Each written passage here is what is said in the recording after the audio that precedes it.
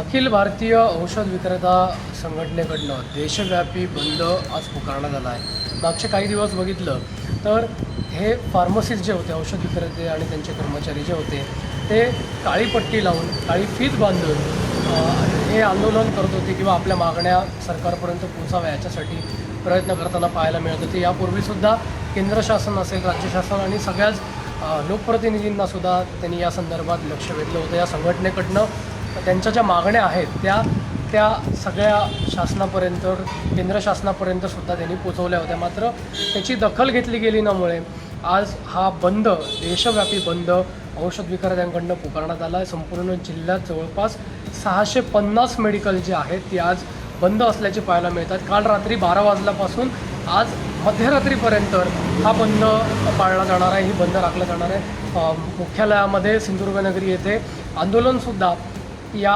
सगळ्या फार्मसिस्टचं, औषध विक्रेते, कर्मचारी आणि सगळ्याच मंडळींच्या संघटनेचे पदाधिकारी जे असतील ते सगळे तिथे पोहोचले। त्या संदर्भातलं नियोजनसुद्धा ते प्रशासनाला आज या निमित्तानं देणार आहे। एकंदरीत बघितलं तर मोठा प्रतिसाद हा संपूर्ण जिल्ह्यातनं त्यांना मिळतो आहे। सावंतवाडी तालुक्यातसुद्धा जवळपास 125हून अधिक जी मेडिकल्स आहेत ती बंद असल्याचं पाहायला मिळालं।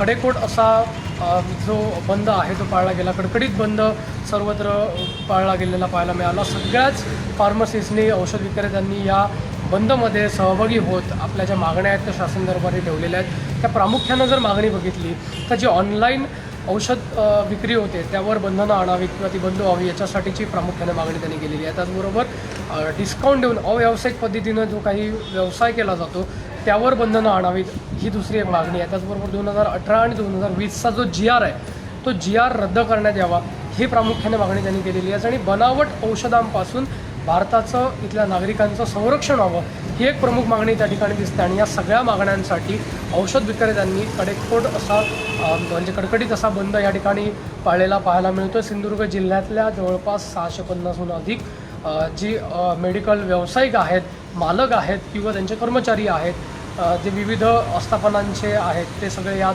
सहभागी झालेले पाहायला मिळतात। याचा निश्चितच परिणाम हा ग्राहकांवर, रुग्णांवर सुद्धा झालेला पाहायला मिळतो। अनेक जण इथे मेडिकलमध्ये येतात, औषधं खरेदी करण्यासाठी येतात, मात्र दुकानं बंद असल्यानं त्यांना माघारी परतून जावं लागतं आहे। या सगळ्यावरच आपत्कालीन स्थितीत या संघटनेकडनं सुद्धा एक पुढाकार घेत आपत्कालीन स्थिती जर उद्भवली तर त्यांना औषध पुरवठा करण्यासाठी एक वेगळी यंत्रणासुद्धा कार्यान्वित केलेली आहे। येणाऱ्या काळात शासनाकडनं याबाबत कोणती भूमिका घेतली जाते हे पाहावं लागेल, कारण 24 तास सुरू असणारे मेडिकल आज 24 तास बंद असल्याचं चित्र सिंधुदुर्ग जिल्ह्यात पाहायला मिळतं आहे।